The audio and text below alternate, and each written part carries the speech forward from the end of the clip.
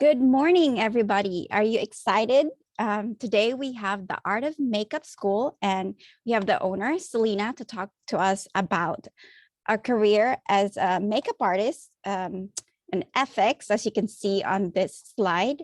But before that, let's do a little housekeeping. Make sure you check in so that your teachers know that you are here. And if you have questions, this is a great question documents that you can reference to, and the evaluation form. This is how we give you attendance and give you credit for attending this event. Be fully present, pay attention, and ask questions. You can turn on your camera. You can, if you have questions, you can unmute, and you can also put it on the chat. Again, this is very important, the evaluation. This is how we give you attendance and give you credit, and a requirement for you to graduate in Oregon when you're high school. If the QR code doesn't work, I will post the bit.ly link on the chat. So let's have Selena. Hello, everyone. I am Selena Rubin, the owner of the Art of Makeup School. We are located in Lake Oswego, right on the boundary of Southwest Portland, across the street from PCC Sylvania campus. So we are kind of near the 5 freeway, about as South Portland as you can go. We've been here for about almost 4 years. And before that, we were in Vancouver, Washington at the Academy, which is a historic building in Vancouver, downtown Vancouver. We were there for 4.5 years. And we started out in my house. So actually this June will be 10 years that we've been having the Art of Makeup School. So I'll tell you first a little bit about myself. I am from Los Angeles. I grew up in Hollywood, California, and I went to a performing arts magnet at Hollywood High School. And I always loved makeup. And I got makeup training in my high school. I majored in theater in college, and that was something I always loved, but I loved all the arts. I loved performing as an actor, and I played in bands, so I loved music and also makeup artistry. So I guess you could say that I'm more of the artistic type, and working in a type of corporate job was never the place for me. I'm a person who likes adventure and doesn't like to know what always to expect every day, like the type of job that you would work in an office where you kind of know how things are all the time. But of course, you know, there's the good and bad things about that, which I'll go into. I'll tell you a little bit about my career first. So working in Los Angeles, in Hollywood, you have a lot of celebrities. So I worked with a lot of celebrities. I worked for ABC News for 17 years for Good Morning America, and the other network news shows, 2020, This Week, World News Tonight, Nightline. And so I got to work with a lot of very big politicians, Governor Schwarzenegger in California, and then the hosts of Good Morning America, and a lot of the reporters. And then I worked the Oscars every year. So sometimes I'd be powdering the noses of people who just won an Oscar, which was very exciting. Sometimes it would just be interviews for Good Morning America. My call time for Good Morning America was about 2 a.m. because it airs live in New York at 4 a.m. I'm sorry, it airs live in LA at 4 a.m. and New York at 7 a.m. So my call time would be about 2:30 a.m. in the morning. So hours can be a little bit crazy. That comes with being a makeup artist. So working on a film, it's probably a minimum of 12 hours a day. Commercials, maybe 10 hours a day. So, but you're also like getting to go to exciting places all the time and meeting new people. And that's probably my favorite part of being a makeup artist, is the adventure of it, is going to all of these wonderful places, sometimes kind of being treated like a queen, being put up in really nice hotels, or being flown somewhere really pretty or nice, being outside in beautiful locations. So it's a very exciting and adventurous career. As far as the stability is not there because you're working for yourself. So you're always having to hustle and network and finding clients. So that's the hard part of working for yourself, but it's going to be the same thing if you're going to be, something like a realtor or a psychologist or even a lawyer. You're always going to have to network and advertise yourself to get clients. So that comes with working for yourself. Let's see. And so I did that for many years, for over 20 years in Los Angeles. And then I decided I didn't want to live in LA anymore. So I came to Portland and opened this makeup school and discovered there were no other makeup schools in the whole Pacific Northwest. I also, a couple years into it, added, well, now there's a tiny school in Vancouver. So we're not the only one, but we're the only ones who have a special effects school and as extensive of a program that offers as many classes as we do, from beauty and fashion to film, television, and stage to special effects makeup. So just like if any of you have seen the show Face Off, we have a special effects lab, and we do, and I'll give you guys a tour around. We create prosthetics from scratch. So full creature transformation makeups, monsters or fantasy characters, whatever our students want to do, we can create them. So we do also things like bald caps and aging, advanced character transformation. So lots of fun, a little bit of gore as well, but more focused on character transformation. Let's see. Want to keep on, our schedule is very tight. So I'm looking at my notes to try to keep on schedule. So now as a school owner, my job has changed a little bit. Not a little bit, I would say a lot of it. So I used to just freelance as a makeup artist for all of those years. And my duties as a business owner was a little bit simpler. No, I have to correct myself, a lot of it simpler. So now, before, I would get a job, I'd send an invoice, I'd collect the payment, and then at the end of the year, I'd have somebody do my taxes. Now, I don't know if I could even think of all of the things that I do now as a school owner. That is, there's so many pathways as a makeup artist. And so that's just one pathway. And I want to talk to you more about all the different things you can do as a makeup artist. But this pathway is, once you've been doing something for a really long time, is kind of passing on your skills and being able to teach what you do to others and inspire others, which is what I love to do. And when I came to Portland, I decided to open a makeup school, and I created a curriculum inspired by a makeup school in LA that's very reputable that I used to work at. And now I teach, I hire teachers, I hire photographers, I do photography and videography and editing and grading and attendance and oh my gosh, the marketing, all the social media posts, social media content, and gosh, what else is there? There's so many things I can't even tell you. There's so much coordinating with all of the career fairs and everything else. So it's been a roller coaster, full speed ahead since we started this business. I've probably never done so many things in my life, all in the amount of time that I've done this. So owning a business is not easy.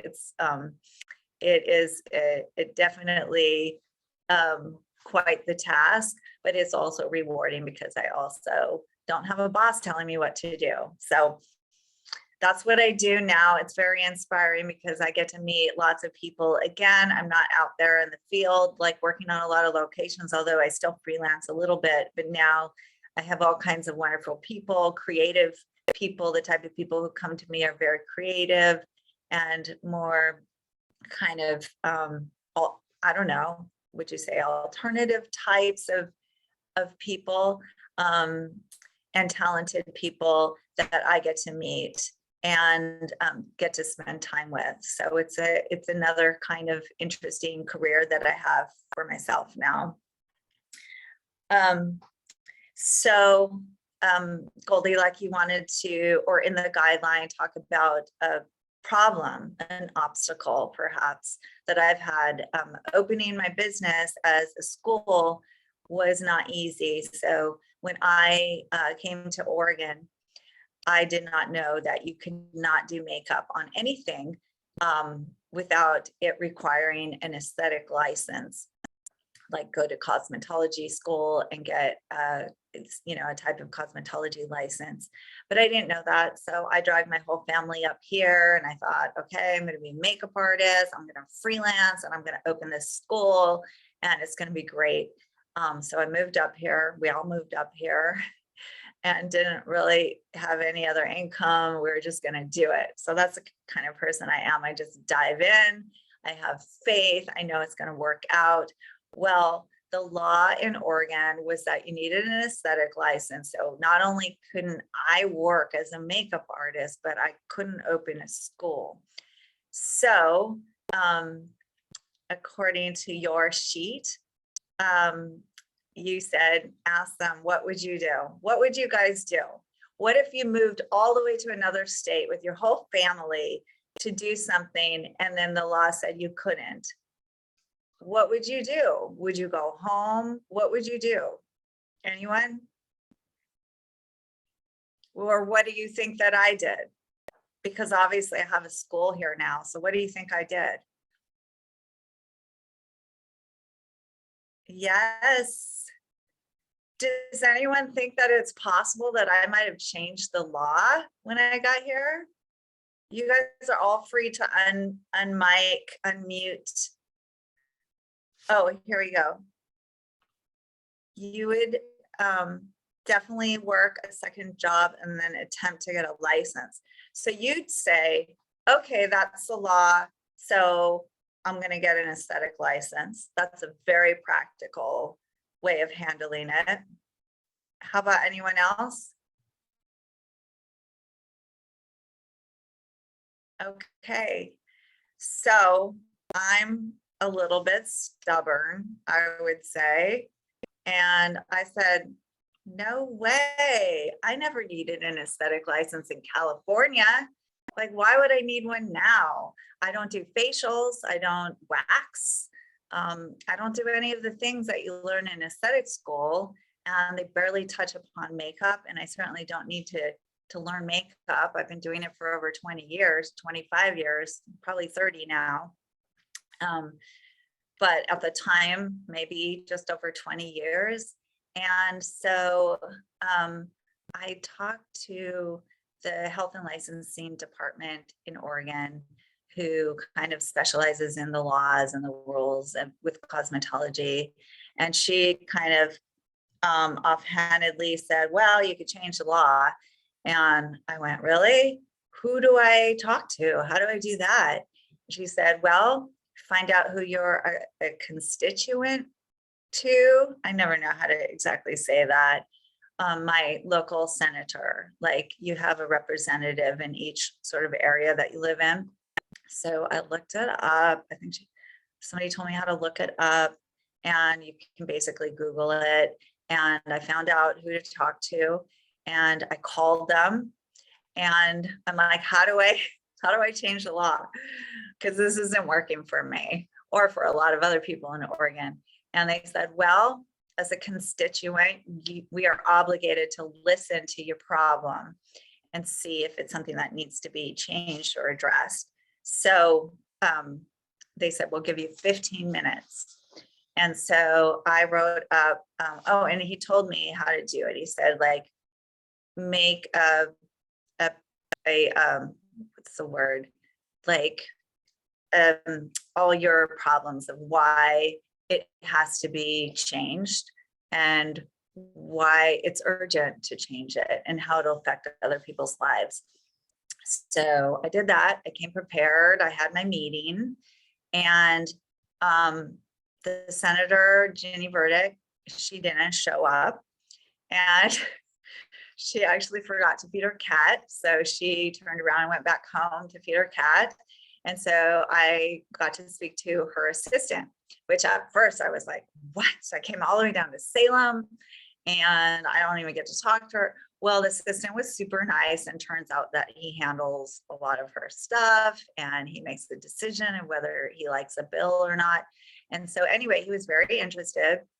It was late in the session. They only had room for one emergency bill, only one bill they had that they would save for an emergency. And so turns out they decided that it was important enough because all the people who were working on Grimm, that really, it was the TV show that was filming in Portland at the time. It was making the state a lot of money, and a lot of people didn't have an aesthetic license that were working on it. I was like, oh boy, it could be shut down and you guys could lose all that money and all these people would be out of work and it's not even what they do.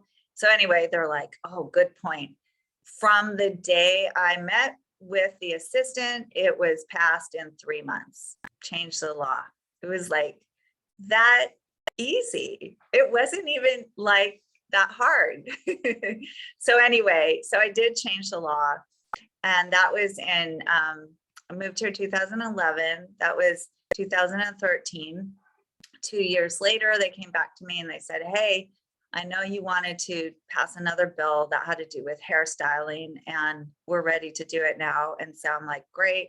2015, we passed another bill so that you could style hair.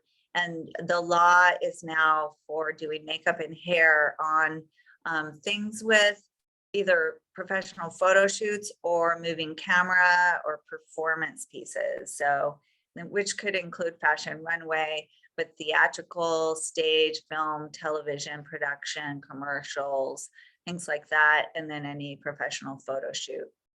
You do not need an aesthetic license for. So, when I found out I couldn't open my school, I moved my school, or I started my school like in my house for just a short time. And then I had to move it to Vancouver, Washington, which is so close.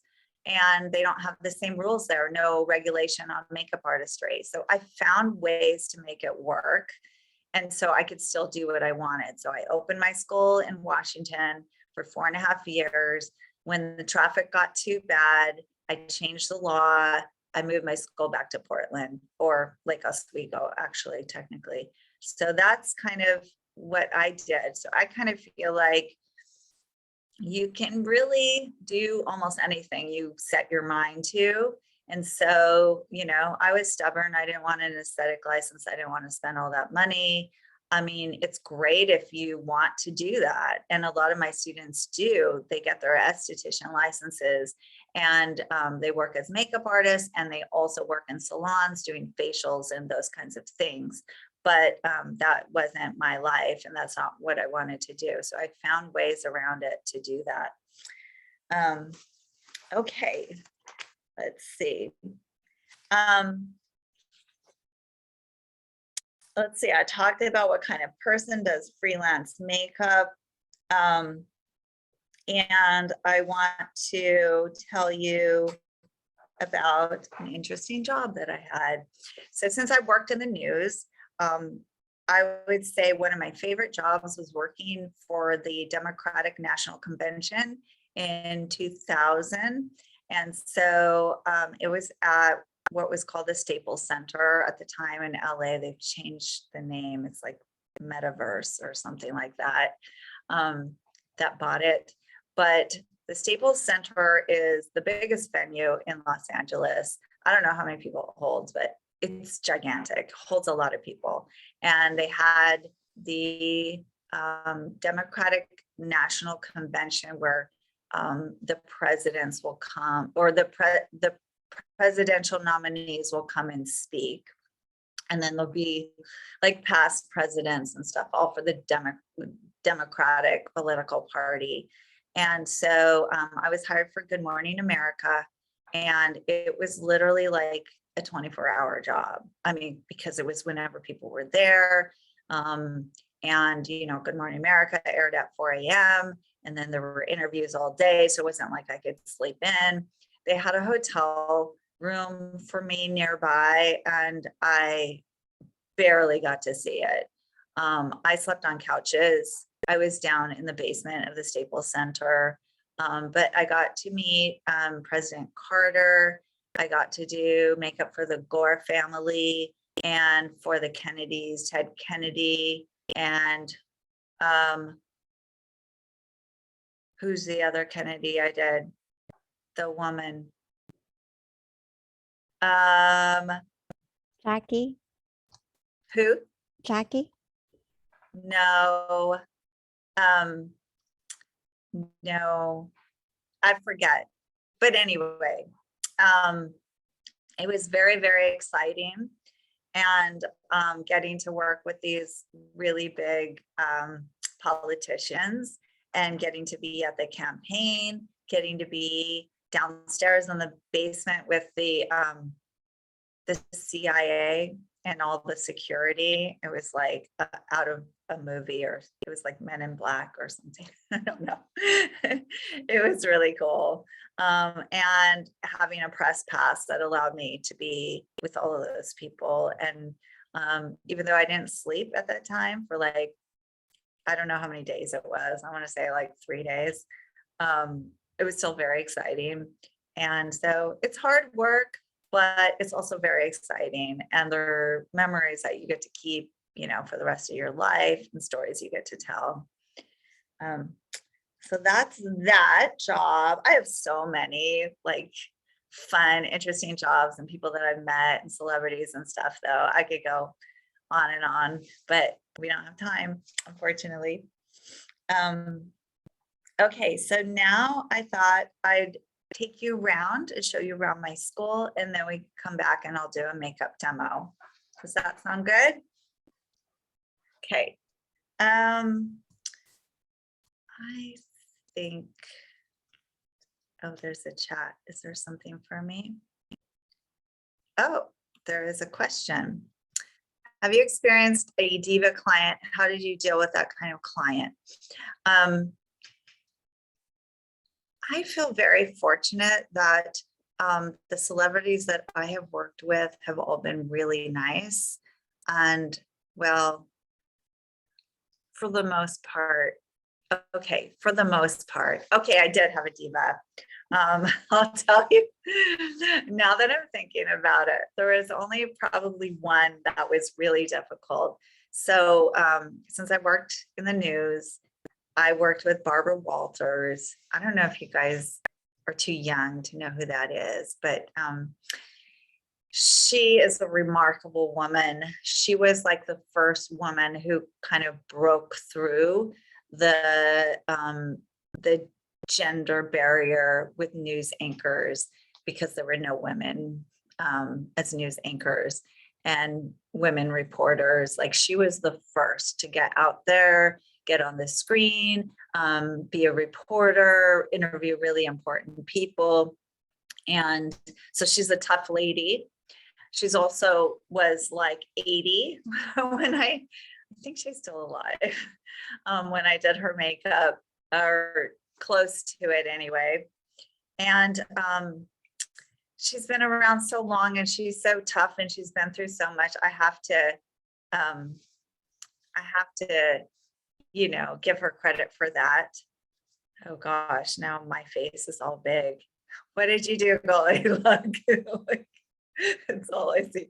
Wait, I'm gonna change my view back to gallery. Okay, phew. I'll put it back when I'm doing the makeup demo. But so anyway, she did give me a hard time. She was like, can't you go faster? And like, I don't know about my hair, and it doesn't look good. And it was so stressful. Like I was sweating the whole time. I was like doing the best I could. I was, working as fast as I could and everything. But the problem was she had the same hair and makeup team, two different people that did her hair and makeup for, I want to say like 20 years, always them, every single time for the last 20 years. I was the first person who had done her hair and makeup, and then I was doing both in 20 years. That wasn't her regular people. So it was crazy. Like she was so used to her people. And then all of a sudden, ABC News didn't want to pay to fly them out to LA. And she was in LA because she's normally in New York. And then I had to do her hair and makeup, and they didn't want to hire two people. So I had to do both. And her hair was thinning, and that was an issue. And anyway, she was freaking out. She already, decided I wasn't going to be as good as her team or whatever. So anyway, it was super, super challenging. We went into the interview, and I guess, after all those years of working on screen, she still had nerves. So, and this has happened with other big actors I worked with too. Once the interview was over, she was a different person. She came over and gave me a big hug. She apologized for being so hard on me and said she would have me back again. And I was like, I don't know if I want to come back again, but yeah, it was crazy. So that, to answer your question, yes. Okay, so I want to show you guys around, and I think I'm going to, let me see how I can do this. I'm going to have to just I'll walk my computer around with, unless Goldilocks, can I join on my phone, and then will you let me in if I join on my phone? Yes. Yep. Okay, let me try that. I think that'll be easier.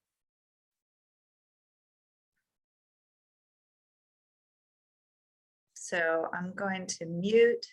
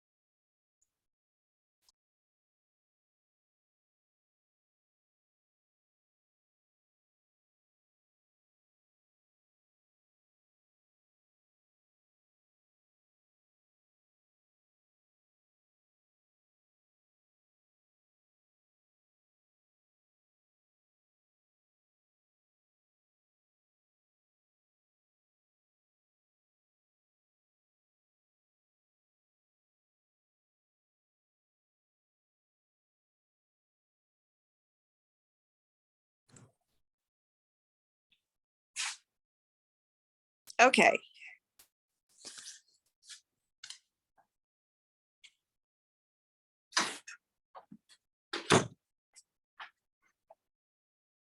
All right, is it feeding back or anything, or is it all right now? It's good. Okay, great. Okay, so I'm going to turn the camera around so you can see the classroom. This is the main classroom where students spend most of their time. We have a second classroom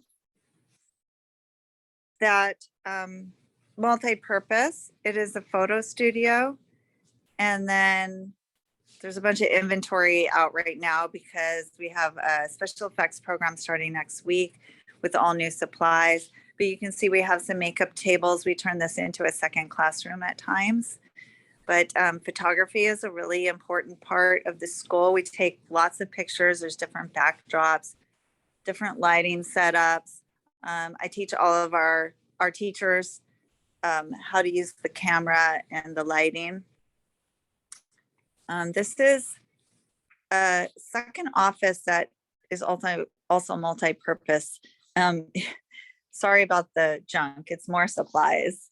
So if you look in the boxes, you'll see there's like, this is a hair tying kit so that you learn how to make mustaches and beards. Here's some special effects makeup. So this kind of stuff is always floating around. But these are wardrobe. I keep a collection of wardrobe for students to use, a lot of vintage stuff. And I'm going to show you our special effects lab right here. So this is where all of the molds are from like past students or things that we use in class over and over, like neck pieces, nasolabial folds for aging. Here's some life casts. So all the students will have a model come in, they'll make a life cast, they'll sculpt on the life cast for their, and then they'll make a mold out of it and make their prosthetics. The prosthetics could be gelatin, foam latex, prosade. Let me open one of these up for you so you can see. Silicone. Let's see. So you can see blood gag. It's for blood tubing, so that these are necks that we make. And I know this is really gross, but it's for throat slashing so that blood can squirt out of it. I know that's what I do. I'm a grown up and I do weird stuff like that. Here's like the next. We actually teach our students to do gross things like that too. I know. These are nasolabial folds. Those are for aging. Those go on the cheeks. Here's some random like fawn ears, some type of nose.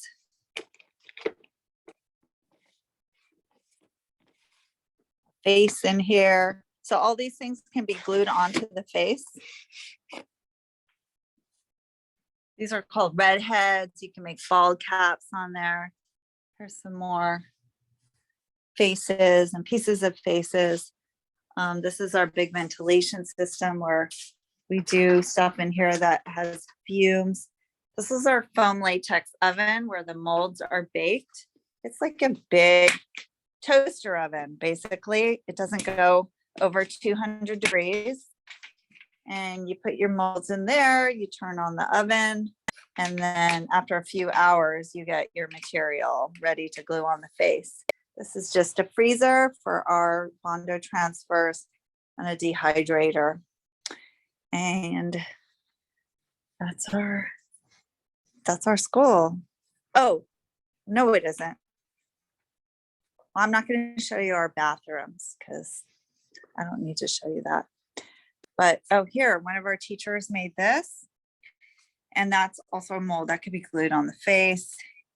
A little sculpture. Junk, and a library of beauty and special effects books. This is our little kitchen area. There's the bathroom. That's it. Can you show us Angelina Jolie's and Brad Pitt's mold? Oh yeah. Okay, so we had a teacher who gifted us with all of these life casts. And they're from the actual molds of these celebrities. So that's Michael Jackson. That's David Bowie. Alice Krieg from Star Trek. She was the Borg Queen. Angelina Jolie from Tomb Raider. And these are the life casts that were made for these specific films. Brad Pitt and David Duchovny from California. And Boris Karloff from Bride of Frankenstein. So these are like trading cards for special effects artists. They actually, people who have the molds will trade the life casts from them and collect them, which is kind of cool, right? So anything else?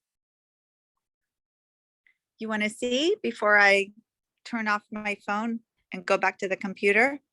I guess just like the photos, because those are the photos from the projects, right? From the school, the students, or yeah, Um, the frames that are hanging over there. oh, those, okay, sure. So this is, a student did this. This was at the Academy in Vancouver. Sorry about the reflection. There we go. And I love the way this picture turned out. That's not any like photo, like any special photo shop. It's just the way it actually looked. We also do a lot of fashion here, so it's not just special effects. So that was done where the lab is. My beautiful little photo shoot lounge area turned into a special effects lab. This one is one that I did, and then this is student work.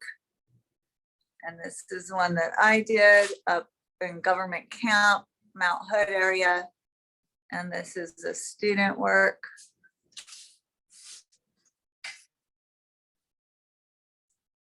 And student work. Okay. Anything else?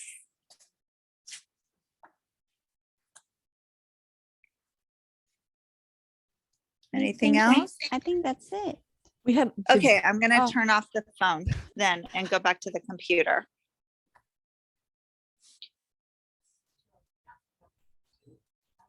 She's gonna.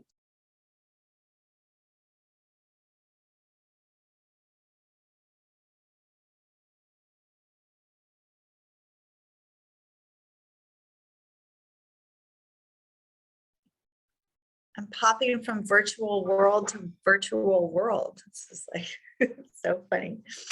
Let's see, it's 11:38. We have 22 minutes.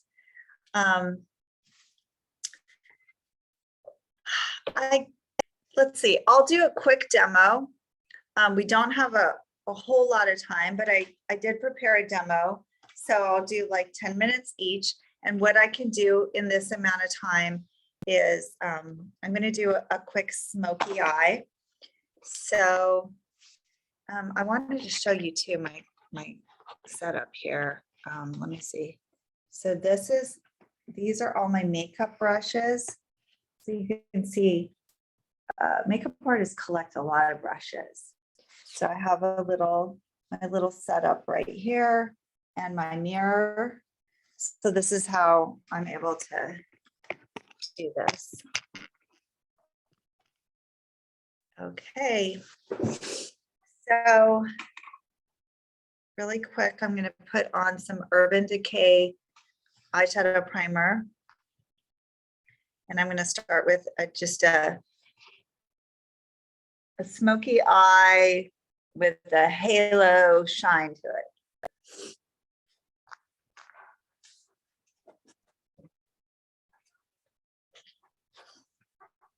All right. And Are you able to answer some questions while you're doing your makeup?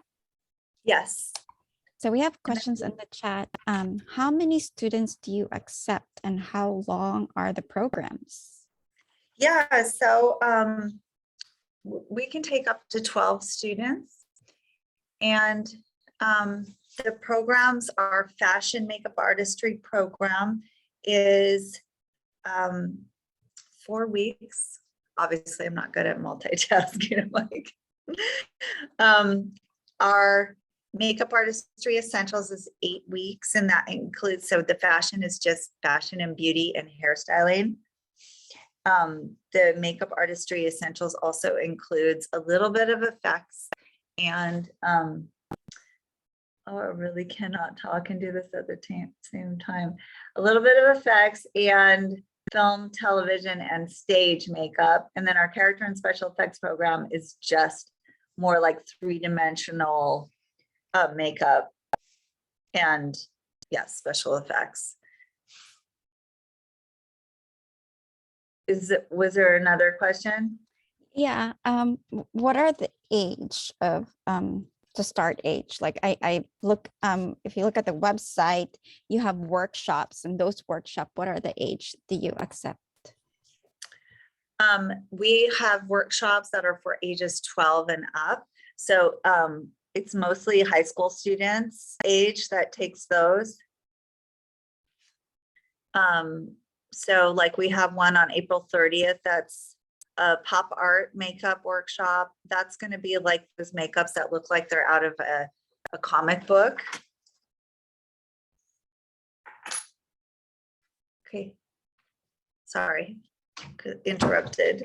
And then we have like a sugar skull makeup workshop in the fall, and also zombie and Halloween horror makeup. So those are all really popular with teenagers. And then our summer makeup camp is our most popular workshop. It's a 4-day workshop in the summer, and it covers beauty, fashion, character makeup, and special effects. Just like a little sort of bit of each thing. So we have a question from the student. What is an unusual skill you would say is needed for this career? She said, obviously you need skill and hard work, but what is something else you don't mention that is needed to pursue this pathway? An unusual skill? Yes. Is that what- I think a lot of the skills that we learn are unusual, like the one that I mentioned, like the blood tubing, like making a prosthetic. You know, a prosthetic could be anywhere, but like making an area for, it's called a bladder, for a blood to pool, and then a tube that you can squirt blood in. I mean, like, how many jobs do you have to learn how to do that? Squirting blood up a tube to squirt out of a person to look like it's coming out of them. Like, that's kind of unusual, I would say. Making all of the, like the sculpting and the mold making and the prosthetics are all unusual. But if you're talking about fashion, just being able to push your creative limits, and it's like just like being an artist. So you have to know how color combinations and color theory, how to mix colors, and also what colors work together, and how to draw smooth symmetrical lines. Like, those are the kinds of skills that you need. Does that answer that? What are the requirements for the program? It's really for all levels, so you don't have to have like any experience. So I'm just I'm doing a couple shades of purple here, and I left the middle blank because I'm going to do that halo thing. So I'm using a Morphe palette. I'm sure you guys are all familiar with Morphe. It's very popular. And I'm going to use the second Morphe Pride palette. So I used a dark purple, kind of darker in the corners than the center. And now I'm going to get a little brush like this, and I'm going to dip it into this lightest one called Liberation. And actually, I think that I'm going to use this Ben Nye Liquid Set. It helps turn powder into more of an opaque, spilled it everywhere, make the product a little more opaque. So I have 2 products I might use for this. So try this first.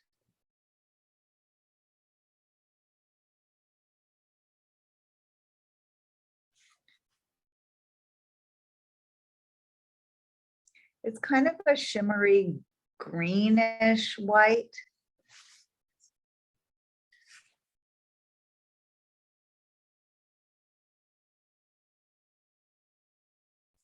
Okay, so it's kind of one of those halo trendy makeup looks. I think I'm also going to add this moon dust Liquid Moon Dust by Urban Decay.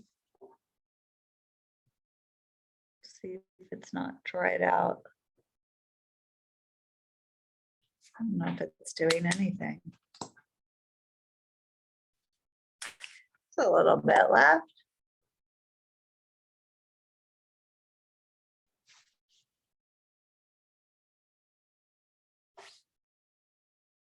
Okay, so let's see, what time is that?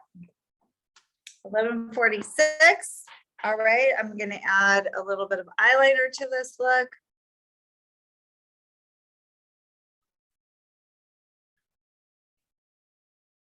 Any more questions? Oh, what is a funny and or interesting story from your time working as a makeup artist for famous personalities? Oh gosh. I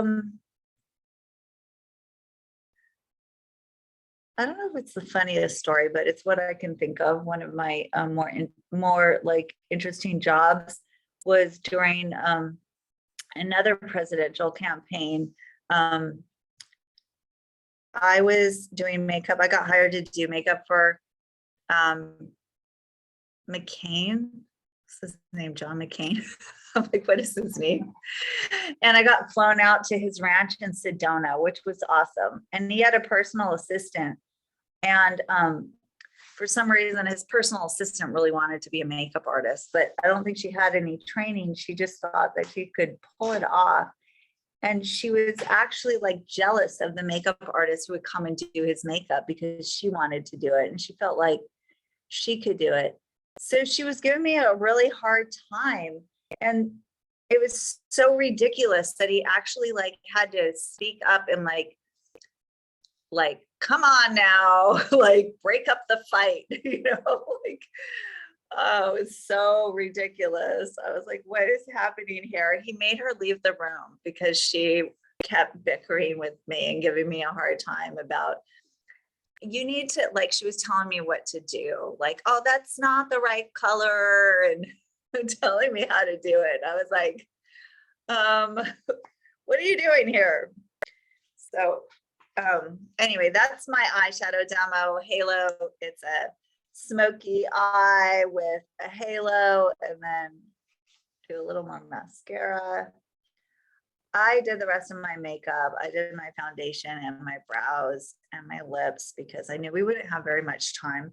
I want to do one more makeup demo just so you guys can see a little bit of special effects.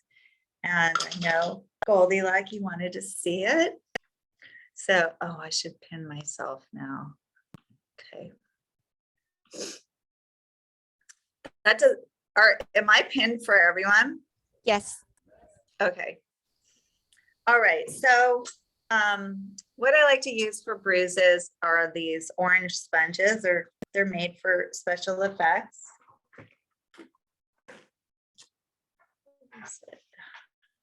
Can't believe I'm on schedule here. This is amazing. Okay. I'm going to take my Master Bruise Wheel by Ben Nye. And I'm going to take a little bit of red and to start out with, and a little bit of blue. So this is a bruise that's maybe been around for like a couple of hours. So it's going to be still be like pretty red and what was I going to say? Fresh. So red with a little bit of blue. So I guess I'll do this side so you can see. So I'm going to say that I got punched in the cheek and they hit me right here. So this got swollen right here. So I'm going to leave the middle blank, so to speak. And I'm going to like basically make a circle around it. Another good tool to use is just kind of like a soft, I think this is like a highlighter brush or something like that. What you want it to look like is broken blood vessels. So by making it blotchy, it'll make it look like little broken blood vessels. And you don't want symmetry with a bruise either.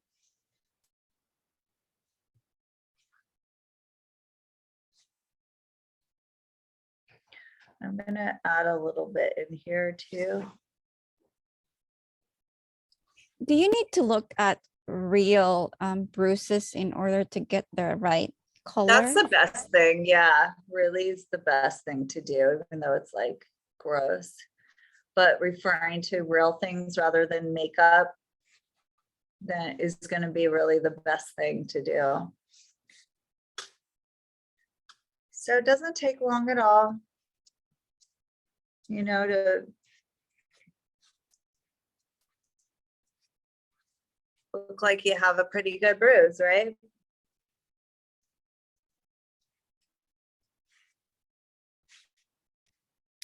I'll go a little bit darker in here.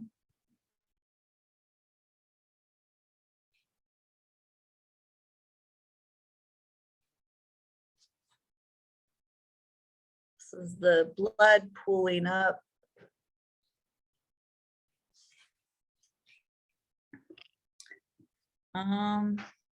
Let me see. Oh, I want to get a little bit of a darker red in here too. There's this red and that red, so I'm going to go with the darker one.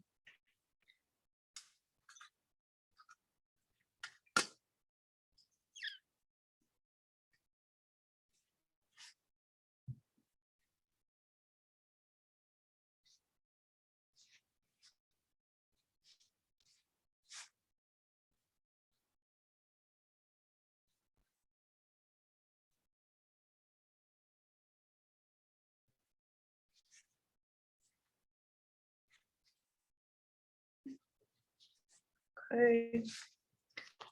So what do you think? Do I look like I got bruised or punched in the face? What do you guys think? Did I do it? That's really cool. Are you the only one that thinks so? You guys are so shy. You can talk. All right. And I would like to end. We have 6 minutes left. And I just want to tell you a little bit more about the career, and then you can let me know if you have any more questions. Oh, thank you. Anna says it looks realistic. And Maya and Karen did too. So thank you very much. I appreciate that. See, we all need to know that we're okay. Let's see. So I just wanted to name a few different areas that you could go into as a makeup artist. It's not just freelancing. Like I did news. I also did fashion. So I did editorial fashion stories and advertising campaigns and catalogs for big makeup brands. In Portland, there's so many that you can work for. There's Nike and Adidas and Icebreaker and Columbia and Sorel and I think Reebok even. So all of the big sports brands are here, but also like Intel does like corporate in-house videos and they pay really well. So you can get paid, gosh, well, in LA, it could be a couple thousand a day or 1,500 a day. Here, it could be up to 1,000 a day working on commercials or advertising campaigns. It can also be as little as $100 a day if you're working on like a music video for a band that has no money that's paying out of pocket. So, or like a senior portrait that's maybe $150, you might get paid. A modeling portrait shoot, that might be, not portrait, modeling shoot for the portfolio would be maybe a couple $100. Working on a film and non-union film might be $300. A union film might be more like $600. So you could also work for Sephora or Ulta or work for a company like MAC.